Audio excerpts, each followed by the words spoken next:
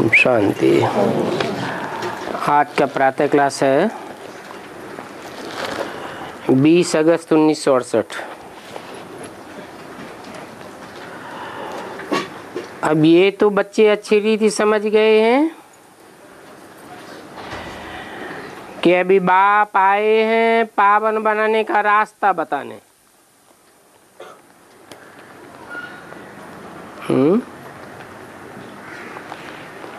पावन बनाने आए हैं या पावन बनाने का रास्ता बताने आए हैं? अगर पावन बनाने आए हो फिर तो सबको एक जैसा पावन बनाएंगे या नंबरवार बनेंगे? है? बाप पावन बनाने आए हैं तो एक जैसा बनावेंगे या पार्शलिटी करेंगे? एक जैसा बनावेंगे। लेकिन पावन बनाने आए हैं ऐसा कहा जाता है। वास्तव में बाप बैठे एक एक बच्चे को पावन नहीं बनाते, लेकिन पावन बनने का रास्ता बताते हैं। अब जो बच्चा जितना उस रास्ते को पकड़ेगा उतना पावन बनेगा। उनको बुलाया ही जाता है एक बात के लिए कि हमको पतित से पावन बनाओ।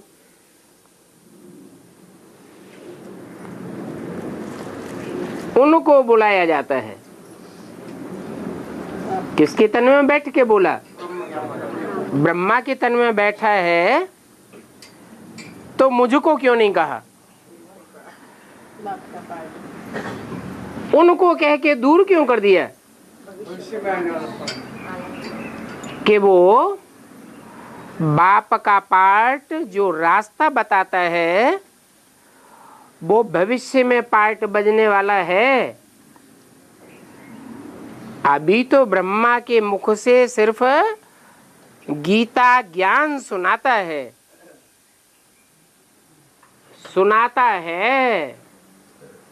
गहराई से समझाता भी नहीं है, सिर्फ सुनाता है।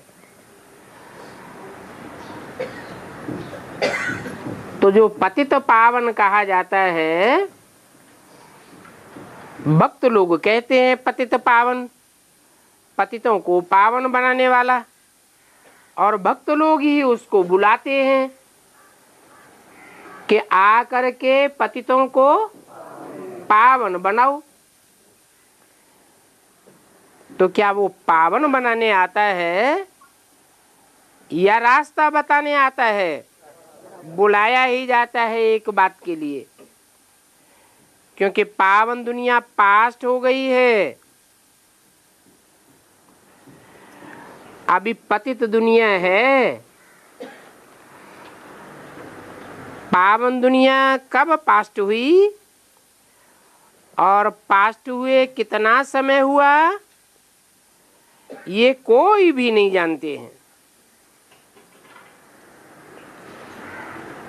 तुम बच्चे ही जानते हो कि बाप फिर से इस तन में आया हुआ है। तुमने ही बुलाया है कि बाबा आकर के हम पतितों को पावन बनाओ। तो हम पावन कैसे बने ये तो जानते हो कि हम पावन दुनिया में थे और अभी पतित दुनिया में है पतित दुनिया में। परंतु जिस पतित दुनिया में है वो दुनिया भी बदल रही है। कहाँ बदल रही है? बदल रही है कि बिगड़ रही है? बिगड़ रही है, लेकिन कई बच्चे हैं ना। कई बच्चे हैं ना? हाँ, बदल गए। बदल रही है। उसकी निशानी यह है कि अति होगी तो अंत भी होगा। अति जब तक न हो तब तक अंत भी नहीं होगा। बाकी पावन बनने का रास्ता तो बता रहे हैं।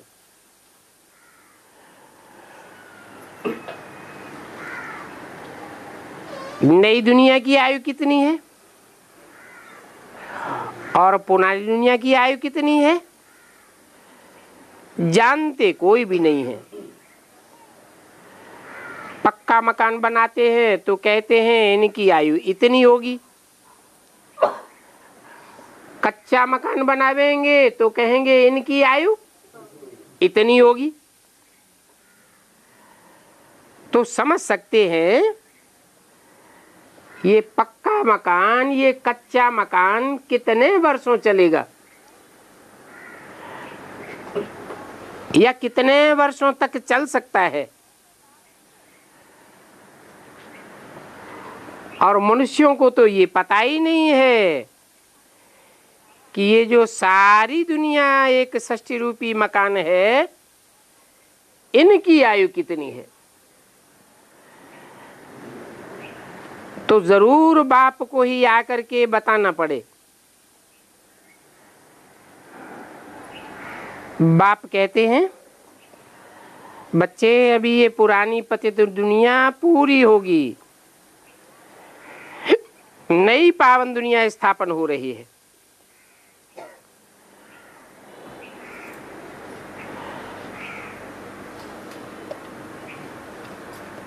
तो मकान बनाते हैं तो पहले सूक्ष्म में बनता है कि स्थूल में बनता है। सूक्ष्म में नक्शा आता है बुद्धि में, फिर कागज पे बनाया जाता है स्थूल में,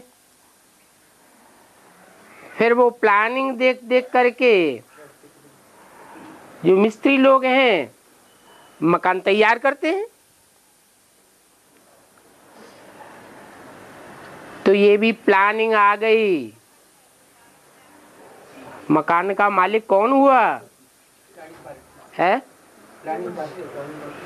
प्लानिंग पार्टी मकान का मालिक है कि इंजीनियर है?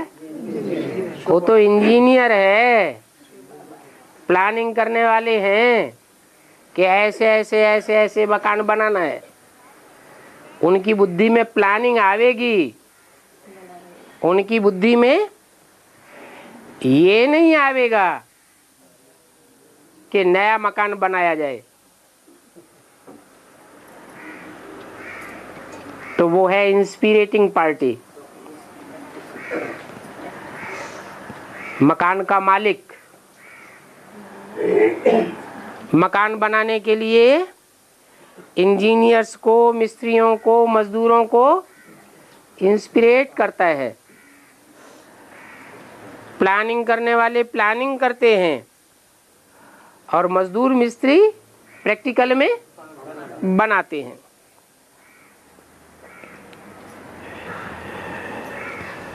तो तुम जानते हो कि ये नई दुनिया स्थापन हो रही है। पहले मन बुद्धि में वो नक्शा खींचा जाता है, बाद में स्थूल में समझ में आता है। ये भी जानते हो कि नई दुनिया में बहुत थोड़े मनुष्य थे और नई दुनिया है ही सत्य युग। आज पुरानी दुनिया में थोड़े हैं कि बहुत हैं? बहुत हैं। तो जो भी बहुत मनुष्य हैं तो सब झूठे, लेकिन 100% सब झूठे हैं या नंबर बार झूठे हैं? इससे साबित होता है कि सत्य को स्थापन करने वाले, सच्चखंड स्थापन करने वाले सच्चे भी कुछ परसेंटेज में हैं जरूर, लेकिन थोड़े हैं या बहुत हैं? थोड़े हैं। तो जो सच्चे हैं वो ही सच्च बाप के सच्चखंड में आते हैं। नई दुनिया है ही सच्चखंड, सत्य युग कहा जाता है, उसको सुखधाम भी कहा जाता है। इस दुखधाम का अंत तो जरूर आना ही है, फिर सुखधाम भी मस्ट रिपीट। सबको ये समझाने का है कि बाप डायरेक्शन देते हैं कि अपन को नई दुनिया में लाने के लिए आत्मा समझो और बाप को याद करो और दूसरों को भी यही रास्ता बताओ। अगर नई दुनिया में आना है तो क्या रास्ता बताओ? अपन को आत्मा समझो, आत्मा समझ आत्माओं के बाप को याद करो और दूसरों को भी ये रास्ता बताओ। लौकिक बाप को तो सब जानते हैं, इस सब पारलौकिक बाप को कोई नहीं जानते हैं।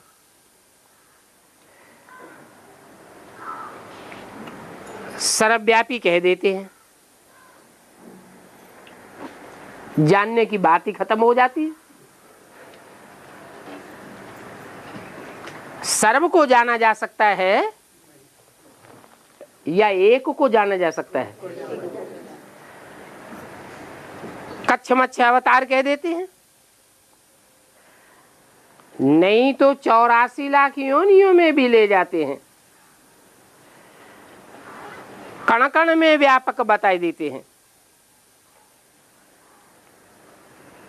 वास्तव में ऐसे ऐसे बताने वाले कोई भी बाप को और बाप की बायोग्राफी को, बाप के कर्तव्य को जानते ही नहीं है। जब बाप को जाने तब असलियत को समझें।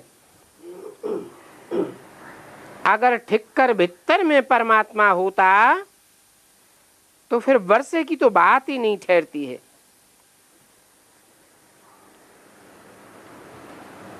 ठिक्कर बुद्धि में परमात्मा आवेगा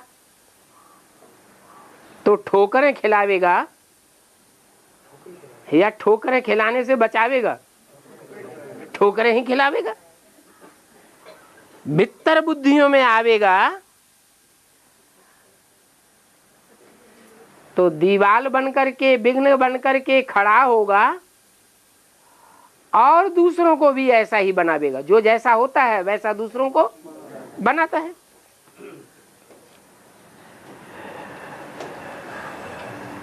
तो ठिक्कर बित्तर से तो बात वर्षे की ठहरती नहीं है। भगवान की पूजा भी करते हैं और देवताओं की भी पूजा करते हैं, परंतु न देवताओं के ऑक्यूपेशन को जानते हैं और न भगवान के ऑक्यूपेशन को जानते हैं। पूजा का ऑक्यूपेशन से क्या कनेक्शन? कोई कनेक्शन है या नहीं है? क्या?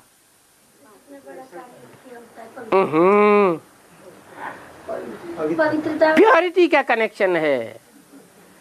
देवताओं ने भी पवित्रता को धारण किया और बाप की भी पूजा होती है।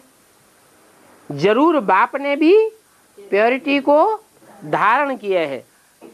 अब पूजा करते हैं तो बुद्धि में आना चाहिए ना कि देवताओं की नंबरवार पूजा होती है।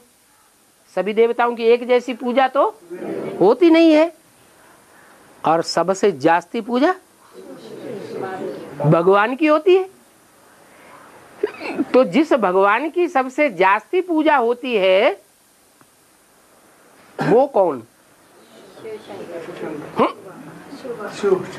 अरे जिसकी जास्ती पूजा होती है उसके प्रूफ भी तो दुनिया में मिल रहे हैं।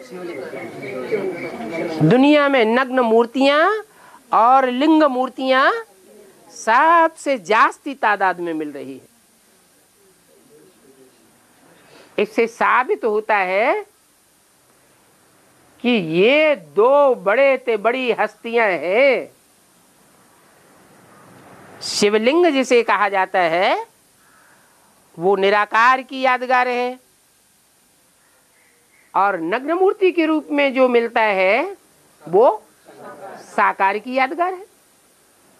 वो निराकार आत्मा, तुरीय सोल और वो साकार व्यक्तित्व जो सारी दुनिया में खुदाइयों में मिला है, इतनी विस्तार में पूजा होती है, वो पूजा ही ये साबित करती है कि इनका ऑक्यूपेशन, इनका जो खास धंधा था वो पवित्रता को पालन करने का धंधा था, इम्प्योरिटी को खलास करने का धंधा था। क्योंकि देवताओं की तो नंबरवार पूजा होती है और इनकी तो बहुत पूजा होती है। तो देखो दुनिया के लोग तो बिल्कुल इन बातों से बेवकूफ हैं। किन बातों से? पूजते भी हैं, नंबरवार भी पूजते हैं, लेकिन अकल नहीं चलाते।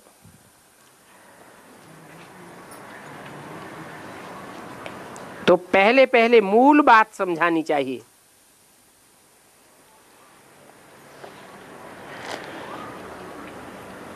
सिर्फ चित्रों से कोई नहीं समझ सकेंगे। मनुष्य को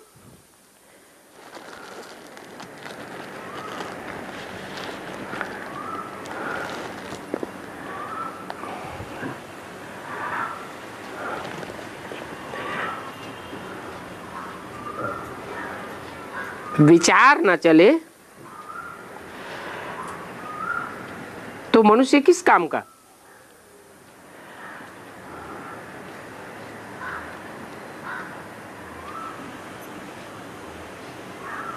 मनुष्य न रचयिता को जानते हैं न रचना को जानते हैं। शुरू से लेकर के ये रचना कैसे रची, कैसे देवी देवताओं का राज्य था, कब था, जिनको पूजते हैं, कुछ भी पता नहीं है। ये सब समझते हैं कि लक्ष्मी नारायण सतयुग के हैं,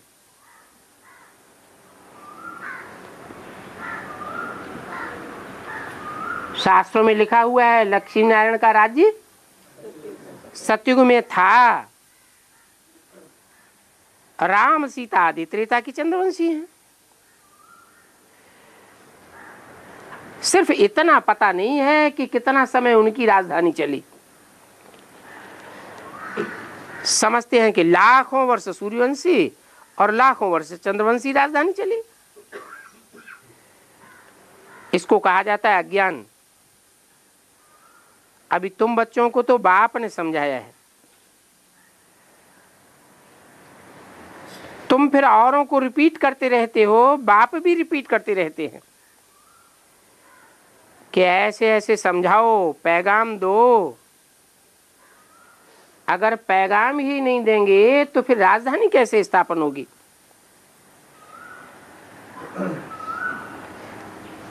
राजधानी से पैगाम का क्या कनेक्शन?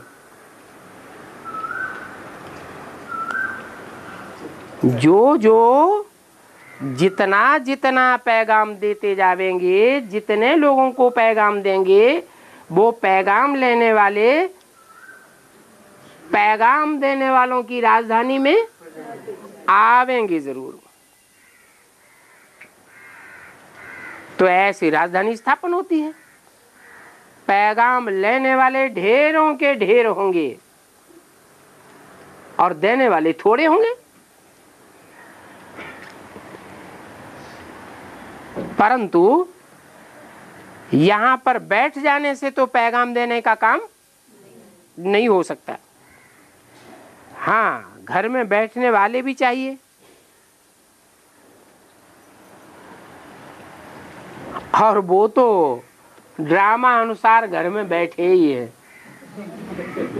कौन? जो पैगाम ले लेते हैं और बहुत अच्छा कह के घर में बैठ जाते हैं। परंतु इस ज्ञान यज्ञ की संभाल करने वाले भी तो चाहिए ना। बाप के पास कितने बच्चे आते हैं मिलने के लिए,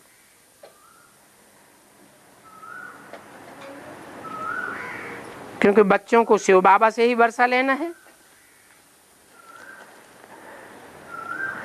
लौकिक बाप के पास बच्चा आया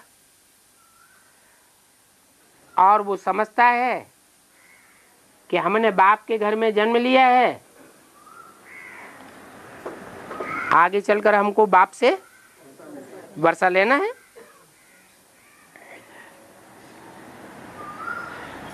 बच्ची तो जाकर के हाफ पार्टनर बनती है।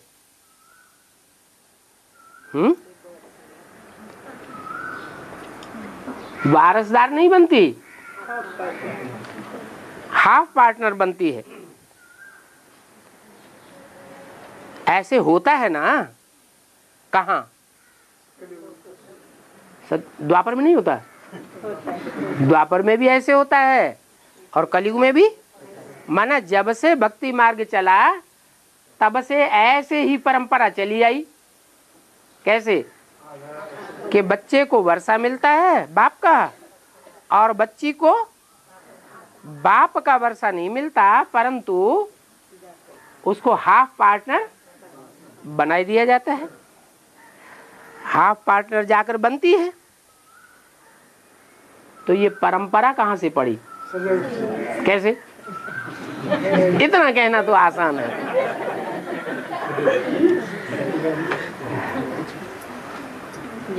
कैसे परंपरा पड़ी? जब बाप आते उस टाइम हमें ईश्वरीय ज्ञान देते हैं ना, इसके अनुसार कि राजा राम को वर्षा मिलता है और सुनीता माता को हाफ पार्टनर बनना पड़ता है। हाँ, रानी मक्खी आएगी ना बाबा तो हाँ, बाप आते हैं तो बाप है ज्ञान सूर्य। बाप क्या है? ज्ञान सूर्य है। और माता है ब्रह्मा। माता और पिता। माता है चंद्रवंशी, चंद्रमा, और बाप है सूर्य। सूर्य के बच्चे सूर्यवंशी और चंद्रमा के बच्चे चंद्रवंशी। तो ये परंपरा पड़ गई। जो षष्ठी रूपी रंगमंच के पहले से पहले पत्ते हैं उनमें एक पत्ता है बच्चा और दूसरा पत्ता है बच्ची। ये षष्ठी के आदि के पत्ते हैं।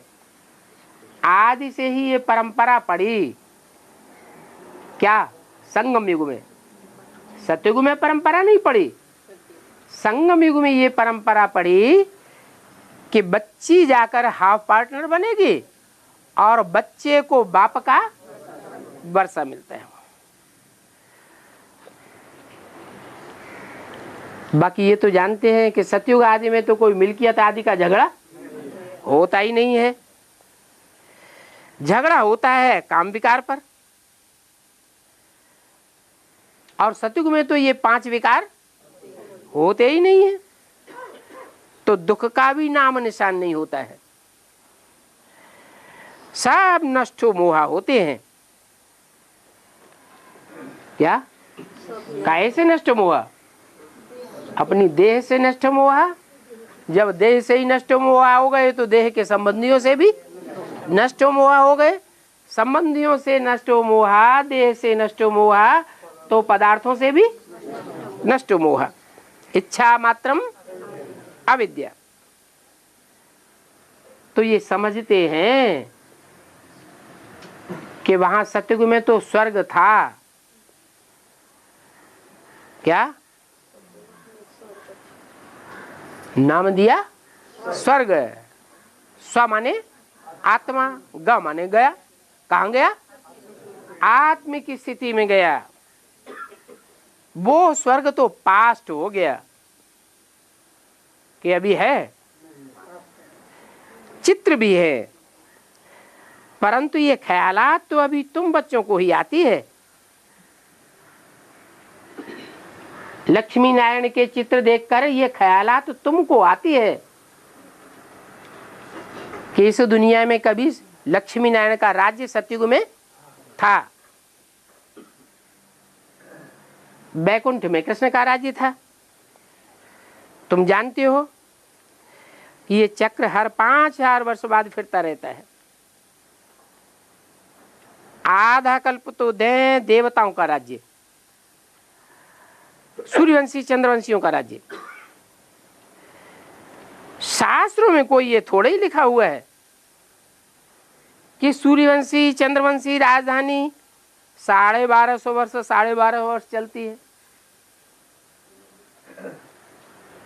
शास्त्रों में इतनी बात तो आई है कि हर युग की आयु 1250 वर्ष होती है।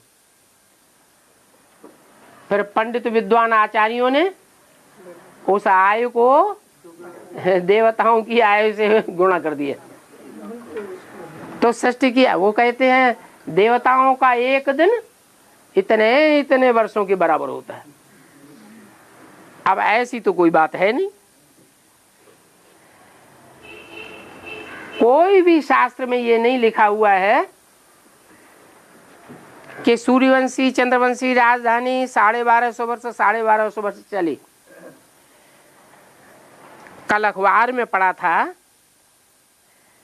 कि बड़ौदा के राजभवन में रामायण सुन रहे हैं।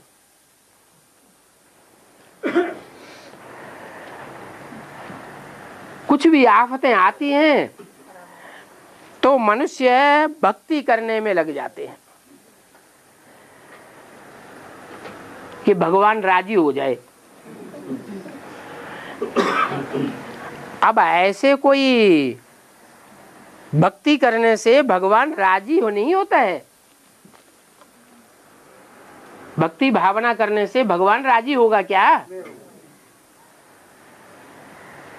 ये तो ड्रामा में नूंद है। भक्ति करने से भगवान कब राजी नहीं होता है कि टांग वांग दबाने लगो, हाँ अच्छे अच्छे भोजन खिलाने लगो तो भगवान राजी हो जाएगा। भक्त लोग समझते हैं ना, भगवान को टाइम पर भोग लगाएंगे, पूजा अर्चन करेंगे तो भगवान राजी हो जाएंगे। शूटिंग होगी ना भैया। जो शूटिंग करने वाले हैं वो भी भक्त हैं या कि ज्ञानी हैं? क्या है? जो शूटिंग करने वाले हैं वो भी तो भगत ही हैं। तुम बच्चे जानते हो कि ये भक्ति आधा कल्प चलती है।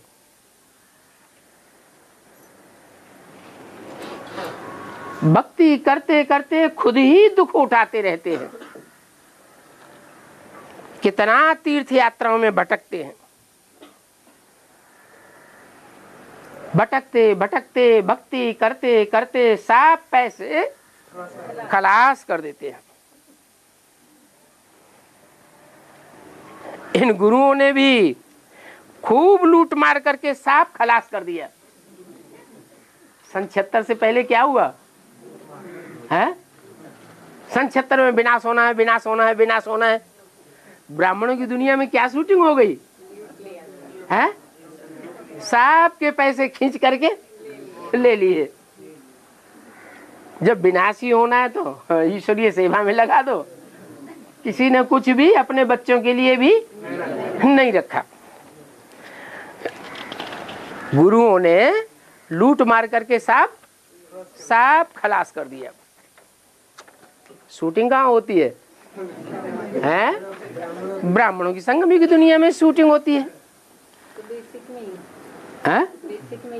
बेसिक में भी होती है और जब टाइम आएगा तो एडवांस में भी तमो प्रधानता इतनी छा जाएगी कि उन्हें भगवान दिखाई नहीं पड़ेगा।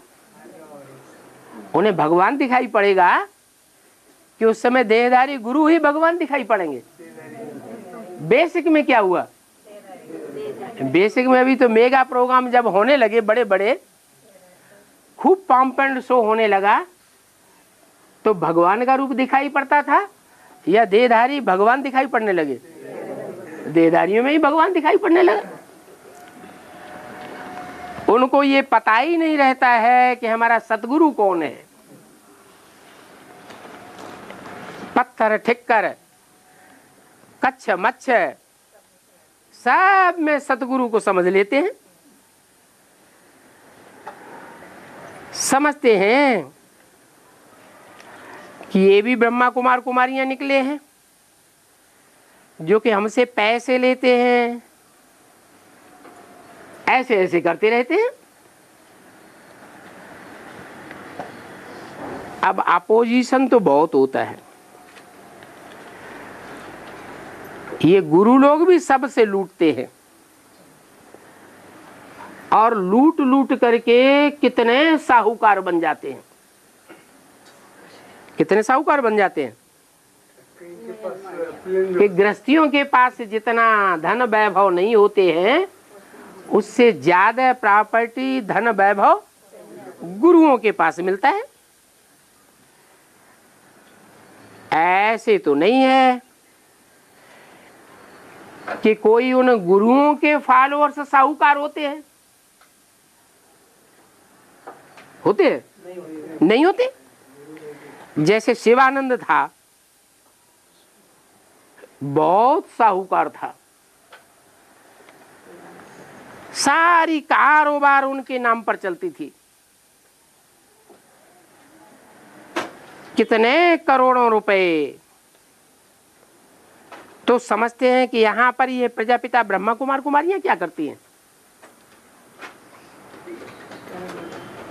शिवानंद तो इतना वैभवशाली है, और उस समय जिस समय शिवानंद की बात चल रही उस समय ब्रह्मा कुमारियों का तो दुनिया में इतना ज्यादा नाम था ही नहीं।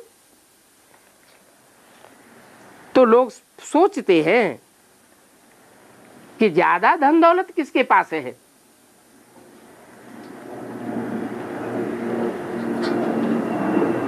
जरूर धन दौलत देहदारी के पास होती है या भगवान के पास होती है? देहदारी के पास धन दौलत होती है।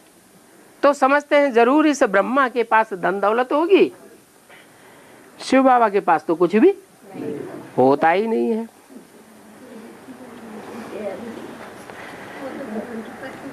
ये ब्रह्मा ने जरूर युक्ति रची,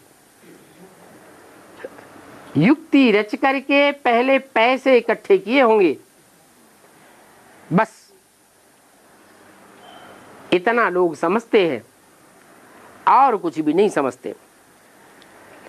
कोई विरले ही समझने वाले निकलेंगे। जो बच्चे सर्विस पर हैं वो समाचार भी देते रहते हैं, समझाया जाता है कि ये तो ईश्वरीय परिवार है। क्या इस ईश्वरीय परिवार में कोई भी ब्रह्मा साहूकार का नहीं चलता है? ईश्वरीय परिवार में कहां से आता है? ब्रह्मा से आता है क्या? नहीं, बच्चे ही देते हैं, बच्चों से ही आता है। बच्चे अपने पैसे से अपनी राजधानी स्थापन करते हैं। तो जो बच्चे देते हैं वो किसको देते हैं? अपने कल्याण के लिए, भगवान को देते हैं, ईश्वर को देते हैं।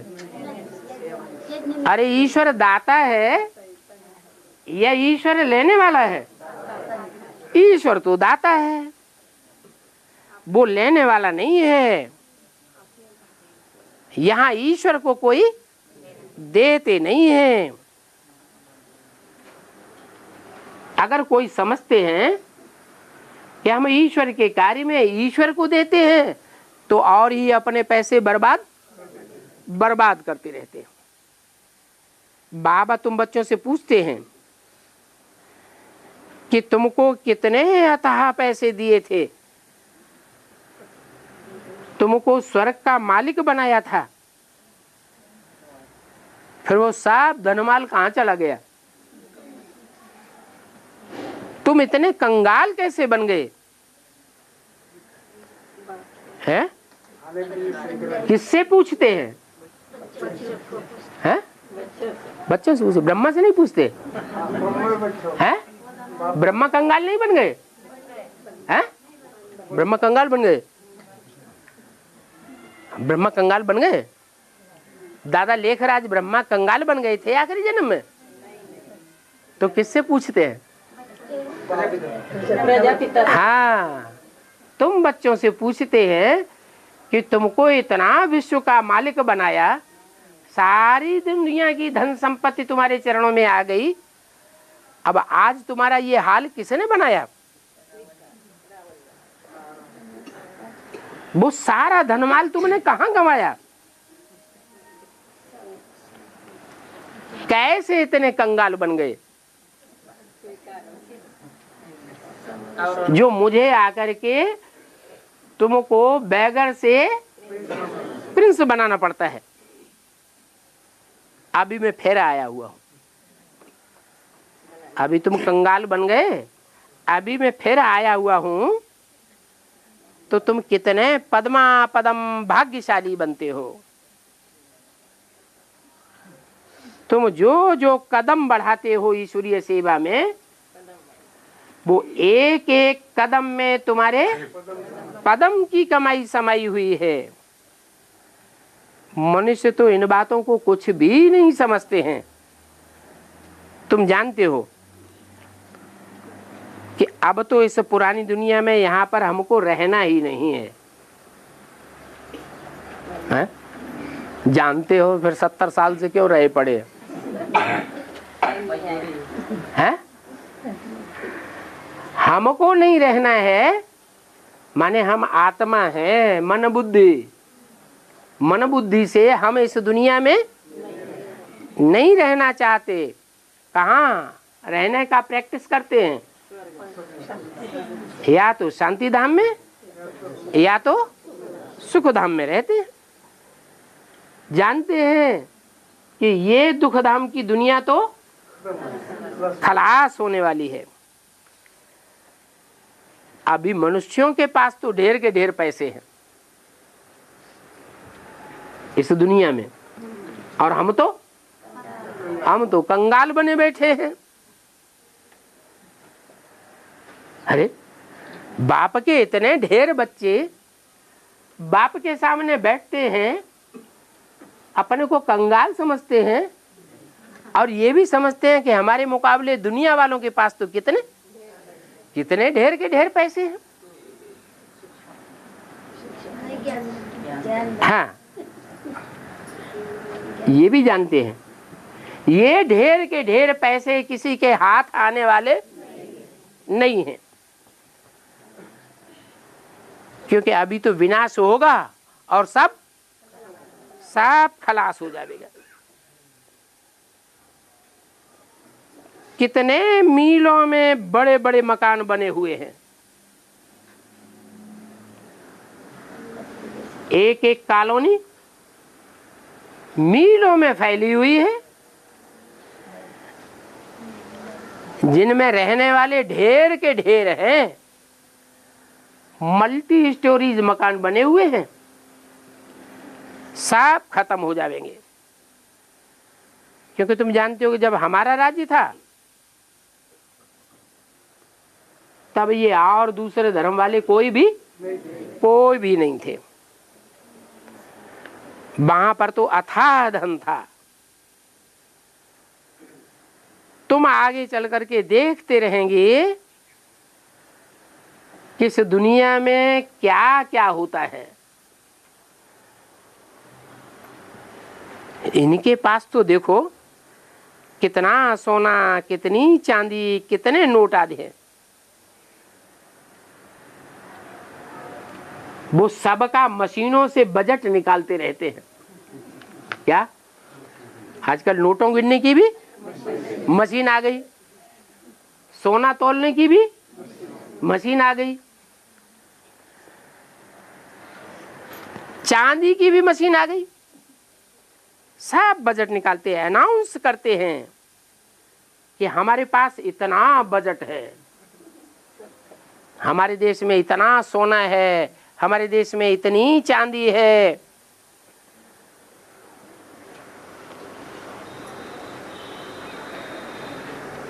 दुनिया में जो सबसे जास्ती बेशकीमती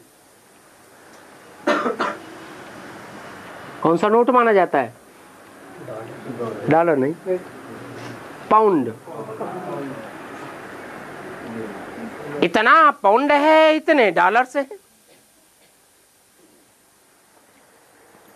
और हमको इतना खर्चा चाहिए।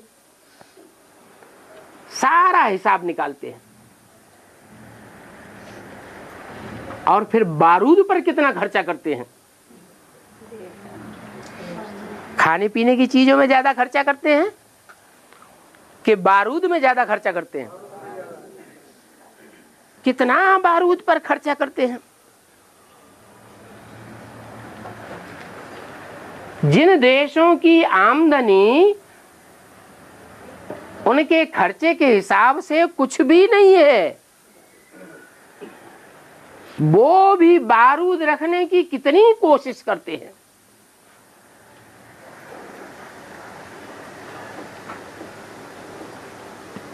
अब ये बारूद रखने की चीज तो है नहीं। रखने चीज तो होती है सोना और चांदी। सोने की दुनिया होती है तो वहां गोल्डन के सिक्के होते हैं। चांदी की दुनिया होती है तो चांदी के सिक्के होते हैं। सिल्वर एज में चांदी के होंगे, तांबे के होंगे।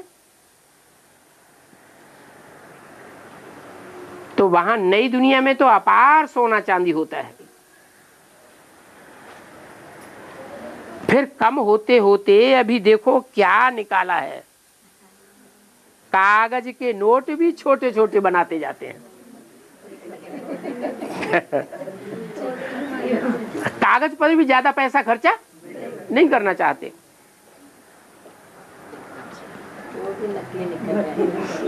पहले पाई पैसे का सिक्का बनाते थे, कम से कम तांबे का तो बनाते थे। अभी पाई पैसे को तो कोई पूछता ही नहीं। भिखमंगों को चवन्नी अठन्नी दो तो यूं ही फेंक देंगे।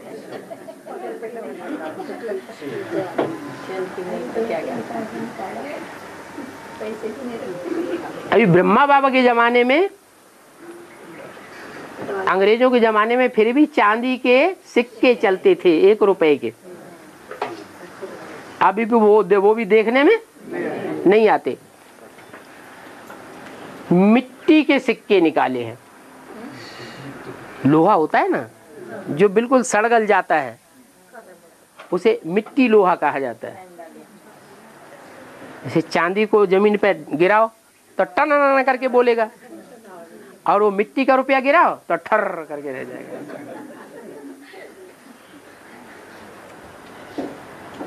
अभी 10 रुपए का सिक्का निकाला है।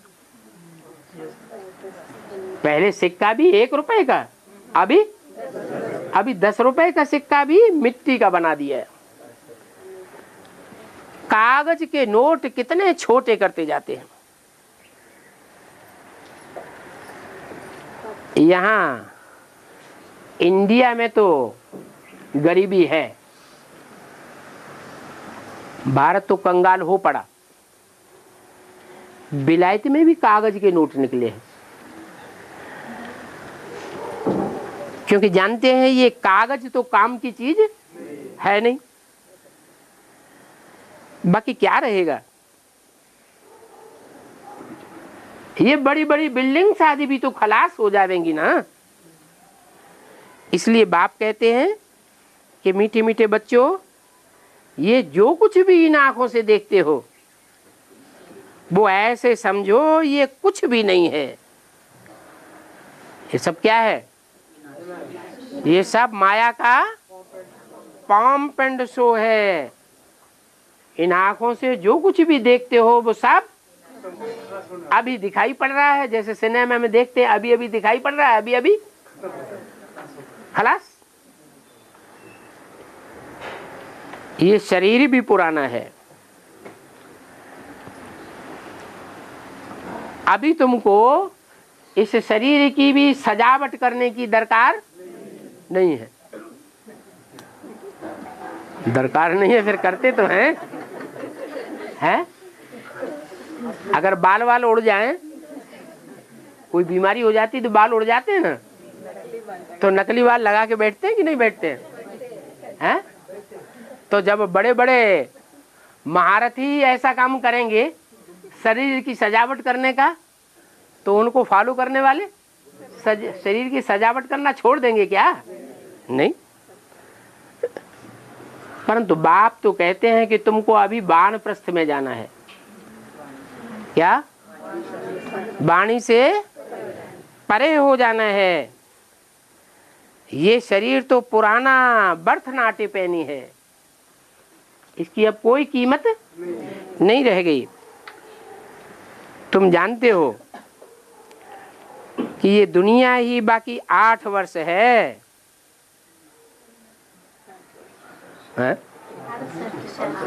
68 की वाणी, 8 वर्ष की दुनिया रह गई।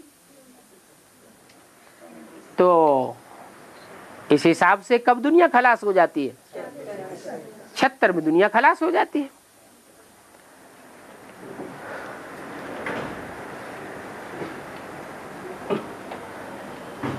तो अभी तुमको वानप्रस्थ में जाना है, माने 76 आते आते कहाँ चले जाना है? वानप्रस्थ में। वानप्रस्थ में चले गए हैं? नहीं गए?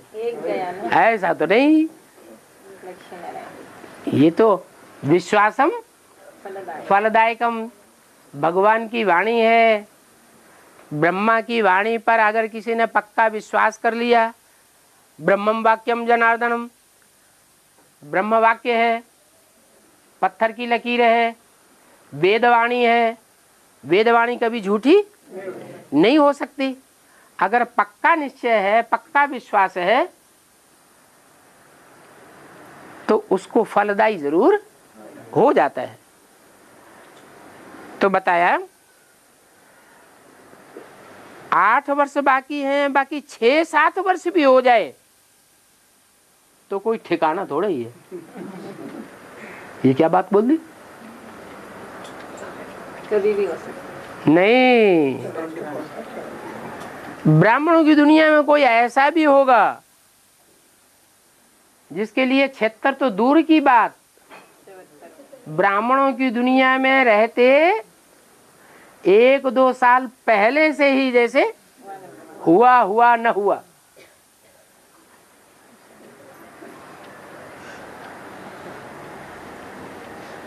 लंगर उठ जाता है बुद्धि का। कहां से? इस पुरानी ब्राह्मणों की दुनिया से लंगर उठ जाता है। अभी देखो बैठे बैठे मनुष्यों को क्या हो जाता है। आज समाचार आया कि फलानी को अर्धांग हो गया, हॉस्पिटल में पड़ी हुई है। बैठे बैठे हार्ट फेल हो जाता है। तो ये तो फिर भी 8 वर्ष बताइए, कौन सा साल चल रहा था? सन 68।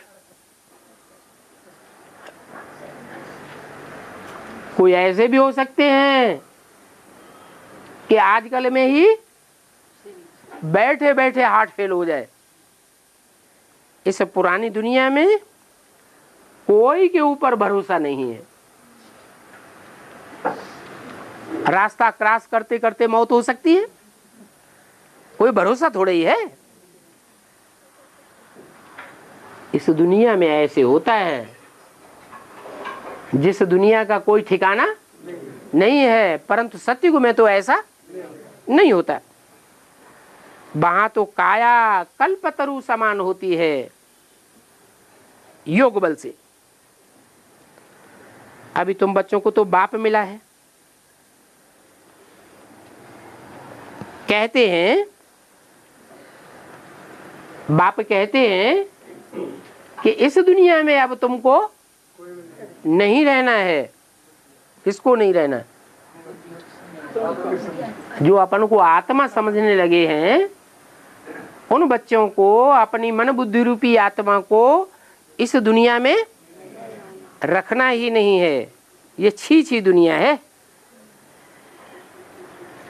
अभी तुमको तो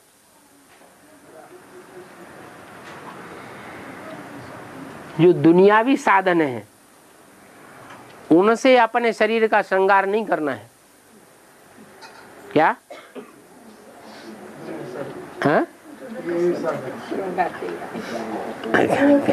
क्रीम पाउडर वगैरह लगाते हैं ना, फूल वूल लगाते हैं कि नहीं? अभी तुमको तो योग बल से अपना श्रृंगार करना है। क्या? जितना जितना याद में स्थिर होते जावेंगे तुम्हारे चेहरे चमकते जावेंगे। जानते हो कि वहां नई दुनिया में तो बच्चे भी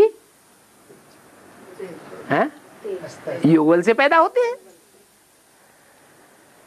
विकार की वहां बात हो ही नहीं सकती। वहां रावण राजी नहीं। योग बल से तुम सारी दुनिया को पावन बनाते हो। हैं? वाणी के बल से नहीं बनाते हो। हैं? कितने 70 साल हो गए वाणी चलते चलते, चलाते चलाते। कर्मेंद्रियों की भागदौड़ से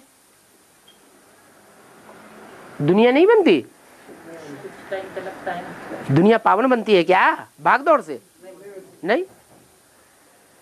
कैसे पावन बनेगी? जब तक तुम वाइब्रेशन को नहीं पलटेंगे। कौन सी पावर से? मनसा की पावर से। 11 इंद्रियां कही जाती हैं। 10 इंद्रियां तो स्थूल हैं। उनको चलाने वाला कौन है? मन। कोई इंद्रिय काम करे और मन उस इंद्रिय को साथ न दे। जैसे आदमी रास्ता चलते जाता है, उसकी मन बुद्धि कहीं दूसरी जगह लगी हुई है, आंखें खुली हुई हैं, तो आंखों के सामने जो आते जाते हैं वो दिखाई पड़ेंगे? नहीं दिखाई पड़ते। क्यों? क्योंकि मन आंखों के साथ ही नहीं है। अगर मन साथ में नहीं है, कोई भी इंद्रियों का साथ नहीं देता है, तो उस इंद्रियों को अपना भोग प्राप्त नहीं हो सकता। माने इंद्रियां कितनी ही प्रबल क्यों न हो, लेकिन अगर मन साथ नहीं देता है तो उनकी प्रबलता कोई काम की नहीं है। तो तुम समझ गए हो कि मन के वाइब्रेशन से तुम इस सारी दुनिया को चेंज करेंगे। अभी क्यों नहीं चेंज कर पाते हैं? क्योंकि मन इतना प्रैक्टिस्ड अभ्यास ही नहीं बना है। इन बातों को भी वो ही समझेंगे जो अपने घराने के होंगे। अपना घराना कौन सा है? जो अपने सूर्यवंशी घराने के होंगे वो इन बातों को समझेंगे। अपने घराने के नहीं होंगे तो उनकी बुद्धि में तो यही रहेगा कि दुनिया की जो पैदाइश है, बाल बच्चों की पैदाइश है, वो सिर्फ इंद्रियों की ताकत से ही होती है। उनकी बुद्धि में योग बल की बात नहीं बैठेगी। ना समझते हैं तो समझना चाहिए कि ये हमारे घराने का नहीं है। ज्यादा उसके पीछे नहीं पड़ना चाहिए। अगर पीछे पड़ गए तो पीछे पड़ के खींच खांच के निकाल भी लिया तो अंत तक सहयोग देगा नहीं देगा, विरोधी बन करके चला जाएगा, धोखा दे देगा। आखिरी धोखा देगा। इससे तो अभी सत्युग में तो आएंगे ही नहीं। जो अभी नहीं समझते हैं वो सत्युग में नहीं आवेंगे। समझने वालों के अलावा जो न समझने वाले हैं वो सभी शांति धाम में जाकर के बैठेंगे और हम सुख धाम में आ जाएंगे। ये बातें तो पक्की हैं, परंतु मनुष्य तो पत्थर बुद्धि होने के कारण उस भगवान के लोक को भी, आत्मिक लोक को भी घर नहीं समझते हैं। वो तो समझते हैं कि आत्माएं जाती रहती हैं और दूसरी आती रहती हैं और सृष्टि वृद्धि को पाती रहती है। वो आदि मध्य रचना को, रचयिता को जानते ही नहीं। तुम तो जानते हो, इसलिए कोशिश करते हो औरों को भी समझाने के लिए कि ये भी समझ करके बाबा का बन जावे। जैसे हम बाबा के बने हैं, ये भी बाबा से वर्षा लेवे। ये बाबा के बन जावेंगे तो फिर ये सब कुछ जान जावेंगे। तो कोई को ज्ञान देने का लक्ष्य क्या रखना चाहिए है? बाप की पहचान देना और पाप की पहचान दे करके बाबा का बनाना। अगर इतना काम कर लिया तो बाकी और चित्रों पर और डिटेल में समझानी देने की दरकार है ही नहीं। फिर वो अपने आप बाबा की वाणी सुनते रहेंगे और सृष्टि के आदि मध्य अंत को, गहराई को समझते रहेंगे, खुशी में आ जाएंगे। समझेंगे हम तो अब अमर लोक में जाते हैं, अमर कथा सुन रहे हैं। अभी तक तो आधा कल्प हमने झूठी कथाएं सुनी, अभी तो हम खुशी की दुनिया में जाने वाले हैं। 20-8-68 की वाणी का 3रा पेज। समझते हैं हम अमर लोक में जाएंगे, ये पक्का बुद्धि में बैठ जाता है कि इस मृत्यु लोक का तो अभी अंत होना है। अभी हम खुशी का खजाना भर करके यहां से जाते हैं। कैसे जाते हैं? नई दुनिया में हम खुशी कैसे रहते हैं? इतना यहाँ खुशी का खजाना भरते हैं कि अंत मते सो गते हो जाती है। वो अंत मते सो गते कैसे होगी? अगर यहाँ ज्ञान में आने के बाद ज्ञान की पराकाष्ठा हमारे में इतनी हो जाए कि कुछ भी होता रहे, कोई भी स्थिति परिस्थिति आती रहे, कैसा भी दुनिया का माहौल बनता रहे, लेकिन हमारी खुशी न जाने पाए। जो बाबा कहते हैं संगम युग है मौजों का युग, तो हम सदैव मौज में रहें। अच्छा, कोई को गलत फहमी हो जाए, आओ देखा न ताओ देखा और हमको थप्पड़ मार दे तो है?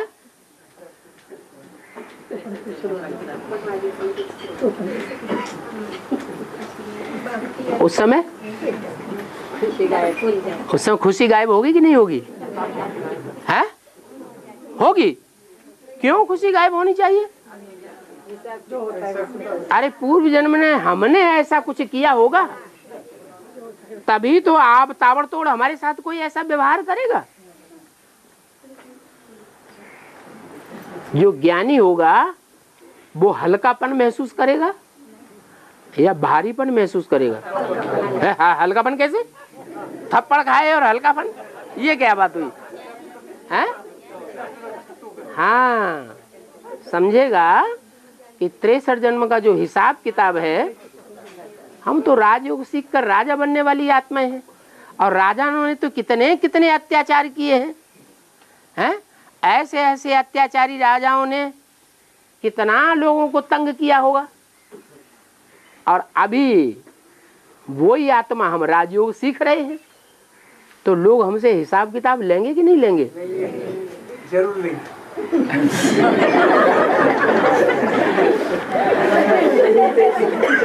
तो समझना चाहिए कि हम तो अमरलोक में जावेंगे। क्या हम तो अमरलोक में जावेंगे? क्योंकि हम योग बल वाले हैं। योग बल वाले विजयी बनेंगे और बाहुबल वाले विनाश को पावेंगे। ओम शांति।